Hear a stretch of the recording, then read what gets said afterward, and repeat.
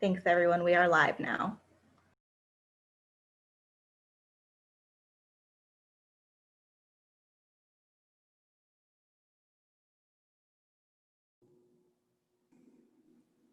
Ginger, you're on mute. Good evening. Thank you. My name is Ginger Baylor. I am councilman at large, and I have the awesome privilege of chairing this meeting, this special meeting this evening. And I would like to call the Reimagining Public Safety, Transparency, and Accountability Committee meeting to order. Can I get a roll call, Sarah? Of course. Baylor, Aye. Malik, Aye. Lombardo. He's probably Aye. muted. All working group members are present. All right. Is there a motion to suspend all council rules regarding in-person meeting and voting? So moved. Is there a second? Okay. All in favor, say aye. Aye. Aye. Okay, motion passed. This evening, I just want to just kind of do the layout for this committee. And what we're going to do tonight is it's going to be a little like brainstorming and looking at some directions and things that we might want to go with this committee. And there have been some suggested areas to address. But before I go into that, I want to introduce, or my co-committee members to introduce themselves. So Shamus, would you go ahead, and then Phil Lombardo? Sure. I'm Shamus Malik. I'm a Ward 8 City Councilman, and very much glad that we're beginning this work, and appreciative of our APD members who are with us to help us in this process as well. Thank you. Phil? Hi, everyone. I'm Phil Lombardo, Ward 2 Councilman. And again, I just want to say thank you for everybody being here. I've had, in 9 months of being on council, I've had a lot of relations with the Akron Police Department, obviously on the calls that I have made in light of constituent complaints, and you've been responsive. So I thank you for that and all you do. I'm also trying to get a ride-along scheduled that I haven't done yet, but I will do that. And thank you. All right, thank you. Also, I would like our guests to introduce themselves. So Sarah, if you could go ahead. I would like to introduce our liaison that we've been assigned in the name of Lieutenant Chris Brown.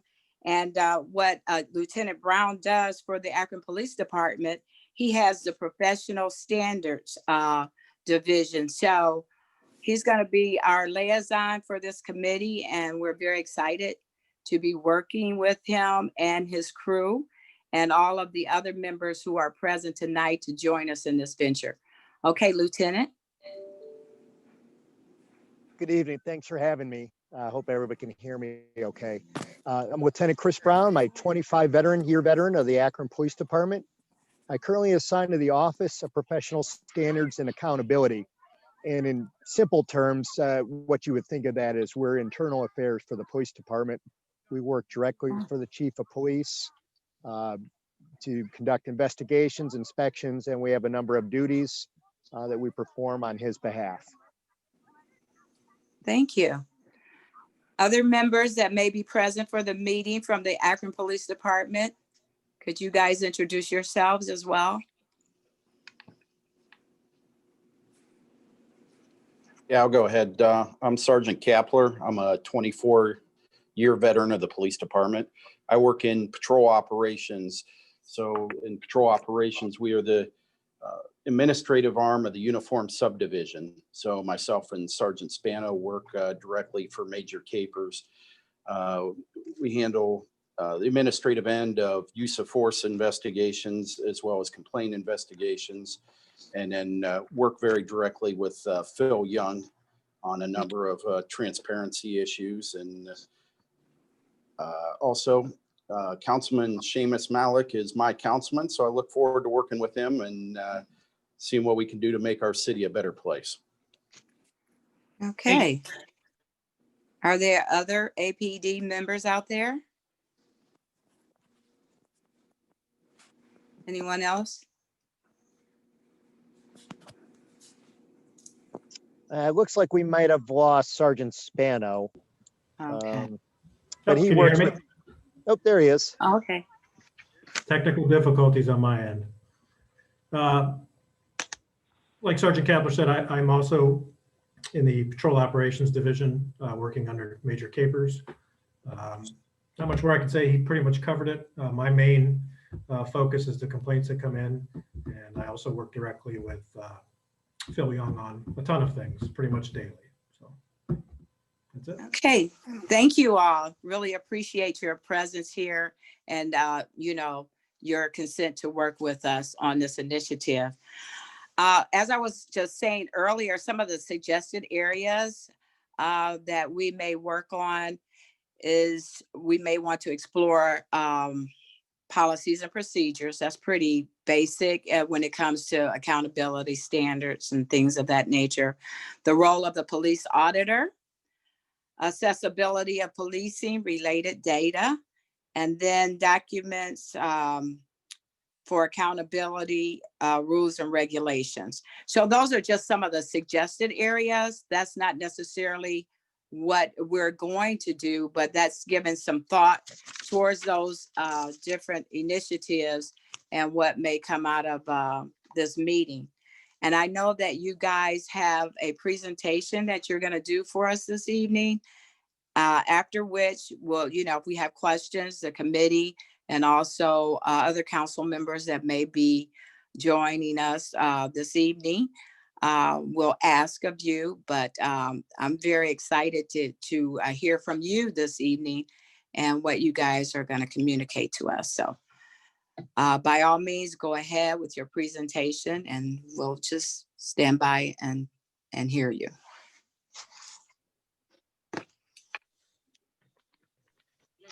Well, if I could speak about how the Akron Police Department is involved, we hold our employees accountable, and we're very transparent. And you mentioned policies and procedures. I just so happened over the last year led a committee, and we updated every single procedure except a couple, some of which hadn't been updated for some time, but we've got everything updated, and we have put all those online. All of our procedures now are available for public viewing on akroncops.org. And so if anybody wants to know how our officers are governed by our procedures, that's where you can go to find that out. If I could talk a little bit about the Office of Professional Standards Accountability, a little more about what we do. At the Chief's behest, we will conduct internal investigations. If we receive information about officer misconduct of a serious nature, we will do that.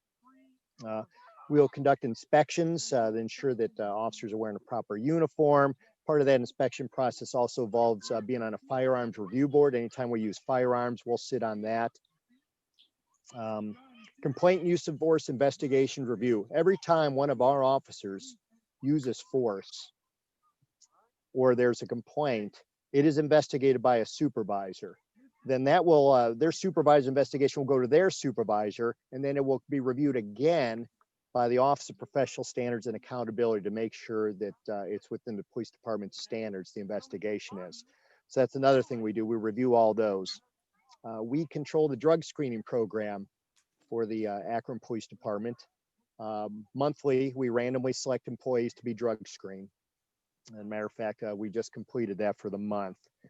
Another thing that we do is a body-worn camera audit. So all of our patrol officers and patrol supervisors are wearing body-worn cameras. And we'll randomly select videos and review those and give feedback to shift commanders and the training bureau of anything we feel is amiss or could be improvement. And we also pass along kudos when we see employees doing a good job. So that's important too, that they just don't hear the bad, but they also hear the good. We audit our property room. As you can imagine, we take in hundreds of thousands of items of property. We there to ensure that it's all there. and it's well maintained by our property unit. And we also participate in some training duties where we will sit in classroom and educate our officers, especially new officers, about our duties and some of the pitfalls to avoid in a police career that some happens. Yeah, my office. Lastly, what we do is we have a system called IA Pro. And it's a computer system where we track just about everything: commendations, complaints, uses of force. It's a pretty involved system, and it really helps us to keep track and identify and give commendations. Or if we see an officer has been involved in critical incidents, we'll also can see how many they've been involved in, and maybe have that officer talk to somebody, or just do a check and make sure that they're okay. So that's pretty much what we do in the Office of Professional Standards and Accountability. Do you have any questions about anything we do? I also want to mention that all of our standard operating procedures for my office are also available at akroncops.org. You go to the Office of Professional Standards and Accountability tab, and we just put those up last week. So if you haven't seen them, that's why. And all of our standard operation procedures are there for you to review as well. Well, thank you. Other committee members, do you have any questions? Go ahead, Shamus. Thank you. Thank you, Lieutenant Brown. In advance of this meeting, I sent around the rules and regulations and a couple of the policies that might be relevant about like use of force investigations or things like that, and as well as the OPSA manual that you just mentioned. So we all should have that. I guess two things. First, could you talk a little bit about sort of walking us through how an internal investigation works, and then how it goes to the chief's office and discipline and that kind of thing? And then the second part is with regard, could you talk a little bit more about the the system that you guys have, the IA Pro or Blue Team software, and sort of how it tracks officers? And then I know you mentioned some policies that are in the law department that you guys are also working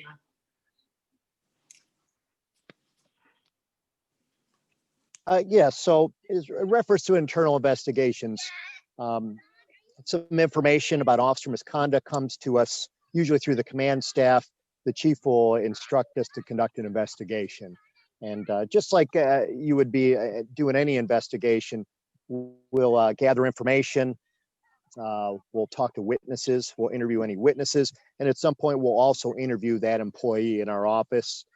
We'll gather all the information that we have and determine whether a rule or a regulation or a procedure has been violated or not. We'll put that into a comprehensive report and present that to the chief of police. If there is a violation of our procedures or rules and regulations, then the chief himself will decide what the punishment is in accordance with our discipline matrix. It's in our rules and regulations. And so that's pretty much how that works. If you have any more specific questions on that. I do have, as I was looking through the rules and regs, I did have some questions about the discipline matrix. Yes. So as I read it, we have the system of progressive discipline, right? The first offense, second offense, third offense, and then there's major and minor offenses, and there's degrees within that, right? But there are two sections that I had some concerns with.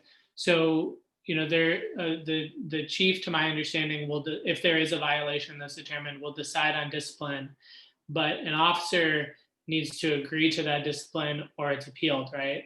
And if it's a minor offense, it seems like there's the ability to basically agree to a punishment that's below what the matrix would recommend. Is that true? Yes, some disciplines can be considered what they're calling informal offenses, and then an officer will be given a discipline and they agree to it, and then that happens. And these are minor violations, nothing serious, mind you. But this is, and it's a way. And then at that point they agree to that, and then they don't have the ability to appeal. and discipline is administered, and then we move on, and hopefully that officer will be in compliance from there on in. Okay. I had one other question. The same thing with the discipline matrix. The rules talk about, and I think this is based on the FOP contract, so this is probably governed by the contract. But when there is a minor offense, when it's like someone's second or third offense, if the offense is more than 2 years old, the former offense, it's not considered a second or third offense. It's considered a first offense.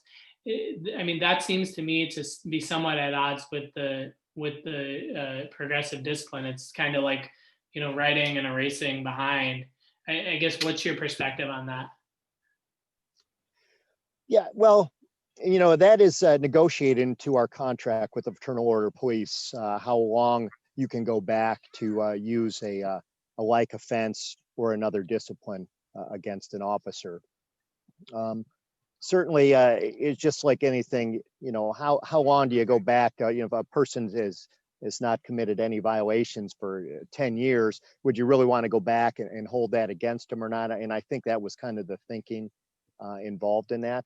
But Sure. yeah, that is in our Fraternal Order of Police contract, how long we can go back and look at those disciplines. Okay, thank you. Phil, I've been asking questions. Phil, do you want to? Yeah, sure. So, Lieutenant Brown, when it comes to use of force, can you give some examples? I mean, I'm obviously, with guns and a fight. What other types of use of force are there?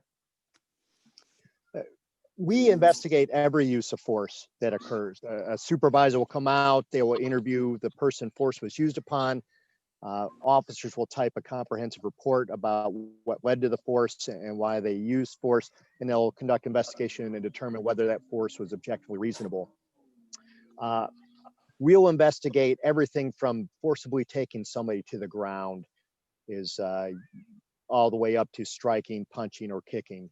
That's all investigated and documented, and made sure that a meaningful and proper investigation is conducted to determine if it was proper in compliance in accordance with our training. Okay.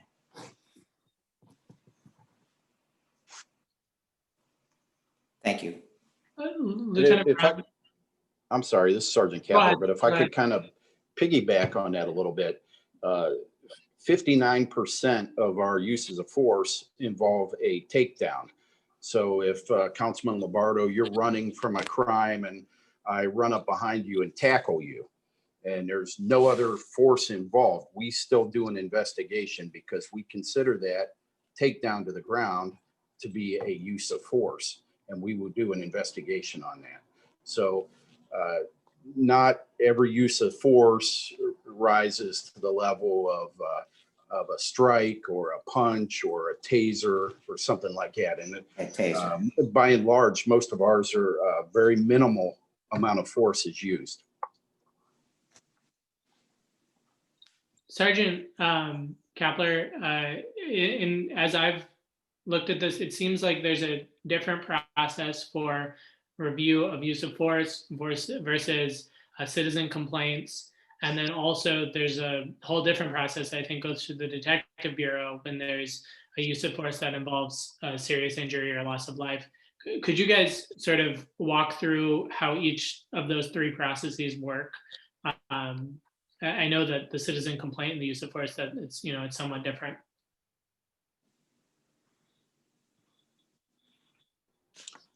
Sure, yeah, we can walk through that. The uses of force, by and large, most of the time they happen out on the street.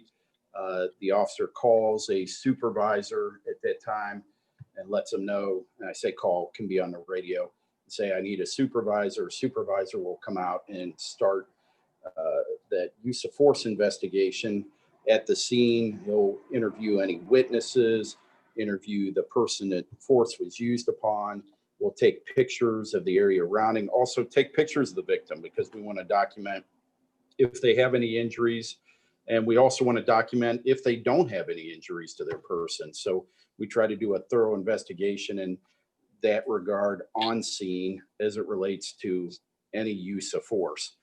At that time, the officer and any witnesses, as far as officers that witnessed the use of force, will also, they'll type up what they saw, what happened. The sergeant will conduct his investigation on that use of force. It will go to the shift lieutenant for approval. Ultimately, it goes to the shift captain for approval. And then it goes to UPSA and Lieutenant Brown for final approval. Once those are completed, each one of those kind of returns back through our office, and Phil Young gets a copy of each and every use of force that we do. He's provided a copy of every one of them to, and he keeps records of that in case he wants to look up for any trends or, and a lot of times he'll call us just to get some clarification on why we did or didn't do something. So complaints, on the other hand, are a little different because they can come into our office for a variety of sources. They can come through the mail, they can come through the internet. People come into the station to complain. Sometimes people will contact Phil Young because they feel more comfortable in speaking with him. And we will review in our office. We usually start by reviewing the complaint. We'll try to call the citizen and understand their concerns. We'll pull any body worn camera video and look at it. And then we will send it to the shift to be investigated. And the shift commander will generally put the sergeant who's in charge of that officer in charge. He'll assign them to the investigation. At that point, it kind of follows the same track. The supervisor will conduct the investigation. It goes to the shift lieutenant, the shift commander. Ultimately, UPSA reviews it. Once they're completed, it'll come back through our office, and we will provide a copy of every complaint to Phil Young as well, as part of the transparency process. Officer-involved shootings or deadly force really do not flow through our office. It's kind of handled by DB and UPSA. I'll let Lieutenant Brown speak a little bit more on that. Yes, thanks, Forrest. Yeah, any serious injury that results from a use of force, life-threatening injury, or the use of firearms in the use of force, an investigation will be conducted by our detective bureau. They'll come out, our crime scene will come out and gather evidence, things of that nature. And in the past, it was presented to the Summit County prosecutor. I think that's in the process of changing right now. But we have a procedure dealing with those kind of critical incidents and how those are followed. But those are investigated by our persons unit in the detective bureau. And I can tell you that those people have a tremendous amount of experience in investigations and seem to do a very good job as well doing that. Okay, are there any other questions from committee members? Yeah, I just had a couple of short follow-ups to that. First of all, Captain Laughlin and Sergeant Spano yesterday gave me a couple of copies of complaint investigations and use of force investigations. Would it be okay if I shared that with Councilwoman Baylor and Councilman Lombardo? So I'll give those to Sarah and we'll get those shared. I haven't had a chance to go through them yet, but I really appreciate that. And then the other thing is with regard to Phil Young, because I think that's one of the areas that I have some concerns about. Does he, with regard to like complaints or use of force investigation, does he receive any notification at the front end that these complaints come in the door, or is his first notification when the investigation is completed?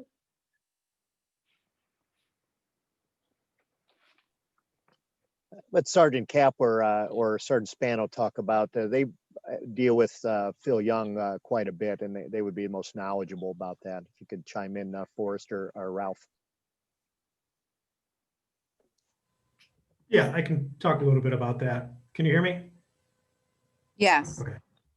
So as far as the complaints go, like Sergeant Kapler was saying, they come in a variety of different ways. I would say the majority of them before COVID hit were walk-ins.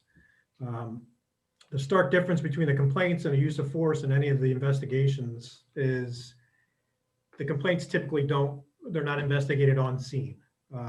People will wait, will come a day, maybe a week, even months later to file the complaint. So typically they would come through our office, walk in, they would file a complaint with us. We would speak to them in person. The ones that we take over the phone, we talk to them on the phone. And like Sergeant Kapler was saying, we follow up with every single person that files a complaint to get some clarification on their points of the complaint. Most times we'll be able to pull the body worn camera if there was camera available. We'll go through that and actually review that ourselves. And if we have any other clarification points, we'll call back. Some of the complaints that come in are, a misunderstanding, and we're able to, kind of resolve those by letting them know what we reviewed on the camera and how that worked out in real life. As far as Phil Young is involved, the complaints that come into us are generally reviewed by us. Now, he has complaints that come in through him, and I'd say right now it's probably about a 50-50 split since we put it up on the website. In the website, it gives you directions on how you can file a complaint, which is pretty much any way now. We have an APD complaint actual email that you can send it to. You can mail it in. We can drop one off to you. Let's see. You can send it through Phil. You can call Phil. He has the complaints as well. But when those complaints come in, the ones that we get through our office, Phil sees those when they are completed. But like I said, right now it's maybe a 50-50 split. So those are coming from him to us and reviewed through us. So. And same thing with uses of force. When I know most of those are internal, those go to him after the investigation's done. With the use, it's the same, yeah. Yeah, and then I know, sorry, you mentioned how sometimes, oftentimes body worn cameras show that it's exonerated, that what was alleged did not happen. And sometimes you bring in folks and kind of have a mediation and try to leave everyone feeling better. Can you talk a little bit about that? Yeah. So some of the complaints that come in are more emotions on the scene. It's a rapidly evolving situation. People get heated in that moment and they don't remember everything that was going on. For instance, we had, and I think we talked about this, Seamus, the other day, we had an incident in North Hill with an autistic 14-year-old boy.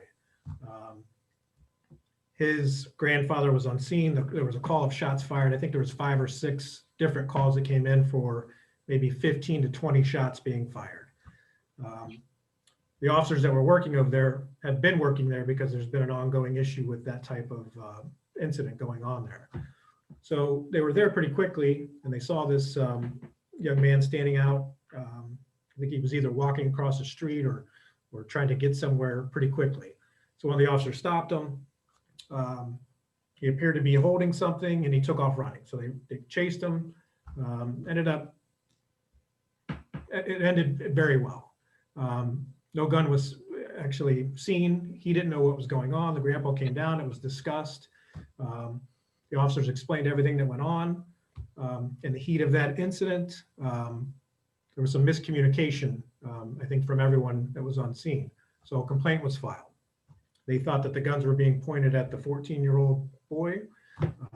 So we decided that it would be best for us and for them if we could bring them in and have them watch the video. And so we could discuss that.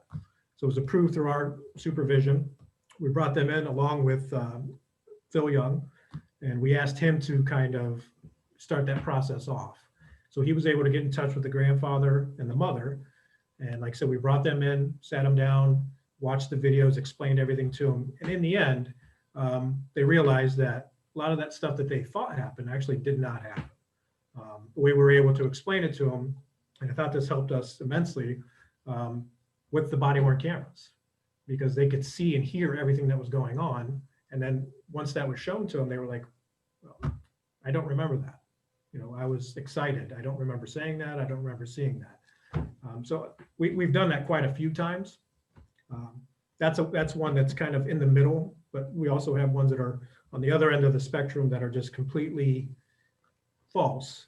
And you're able to, kind of exonerate those pretty quickly just by the videos. So we like to do that as much as we can. I mean, it sounds like a great practice, especially because oftentimes I think folks just want to know that they're heard. Yeah. Lieutenant Brown, one question for you. The same thing with regard to Phil Young. Does he have access to like the Blue Team software at all, or does he get kind of any of that kind of information? As far as I know, he does not have access to the Blue Team or IA Pro. That's specific to department personnel. But he does, he gets every package, every use of force complaint investigation does come to him for his review. Okay. And I know yesterday you mentioned a policy that with regard to the early intervention system that was in the law department. Can you talk just a little bit about the early intervention system and that policy? Yes, our IA Pro Blue Team system. IA Pro is an overall system that will track uses of force complaints, commendations, critical incidents, anything in an officer that's involved in it needs documentation. Blue Team is simply the means for them just to, they write their report in the Blue Team system and then it ultimately goes to IA Pro. So we've only had this now for several years. I think it started going into effect for first full year was in 2018. So now we're trying to come up with what are we going to do with this data that we've compiled. And if we see that an officer has quite a few uses of force or been involved in quite a few critical incidents, how should we handle that?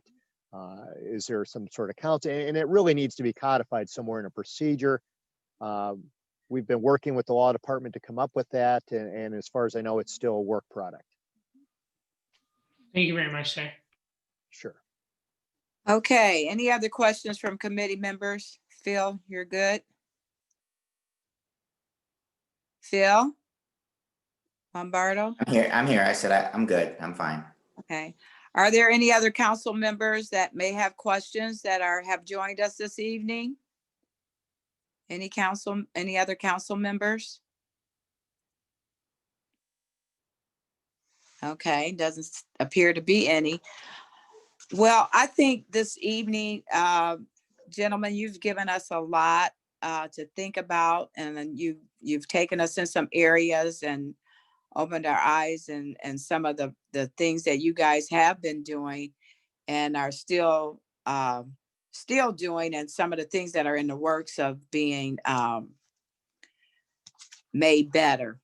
So with that, I want us as a committee to formulate what are our next steps? Where do we go from here? What areas and research do we want to explore based on what we heard today? What roads do we want to go down? So if we can just kind of think about that for a little bit and come up with some next steps, especially for committee members. And also if Lieutenant, if yourself and Sergeant Kepler, is it? And then is it Sergeant Stano? If you guys have some things that you can suggest that would be helpful in the order of transparency and accountability that you can suggest, we're certainly open for that. So with that, I'd like to hear from everyone. What do you think our next steps should be, and what areas should we be exploring or going down so that we have something to report out after our next meeting? I'll go first. So I'm an accountant during the day. So when I hear the term of auditor, I think of things in the financial sense, I guess. But an auditor obviously audits a lot of different areas in business. So the role of the police auditor is that I heard like the property room, okay, that there's an audit there. So what are some types of examples for a police auditor? Is it financial accountability or is it property room accountability? And there's others that I might not be thinking of. So Phil, if I can, I had a chance to sit down with Mr. Young, and I think it is, and please jump in, Lieutenant Sergeant, but I think it really is with regard to sort of discipline and oversight with regard to the police, and making sure that we're adequately holding folks accountable, and that we're working through those processes as well. I mean, I think in some ways it's almost like the job that we have as ward council members, which is kind of like an extra set of eyes if a resident is trying to work through an issue or something like that.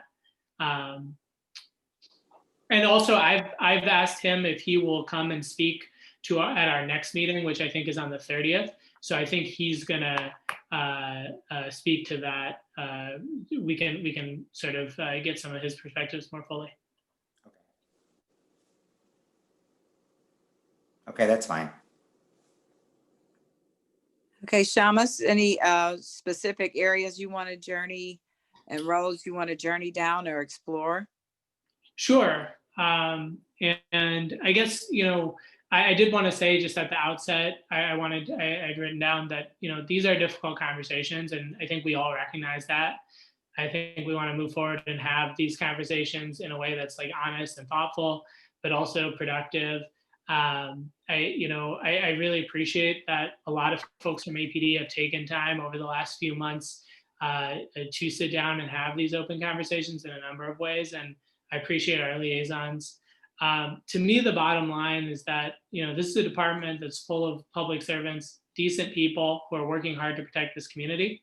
As I said on Monday, when we entrust police with the responsibility of protecting public safety and give them the power to use deadly force, that's kind of always going to come along with a certain level of scrutiny that it might not exist for other kinds of work. And policing requires community trust. And I think that to me is one of the hallmarks of this, right? How do we kind of work in concert to develop mechanisms of community trust? I mean, what we heard from Sergeant Spano, working with Phil and bringing folks in and talking about body cams, that creates trust. But, there is, I think, that we know historically a trust deficit based on, how all, not just law enforcement, how all areas of government have interacted with communities of color, particularly.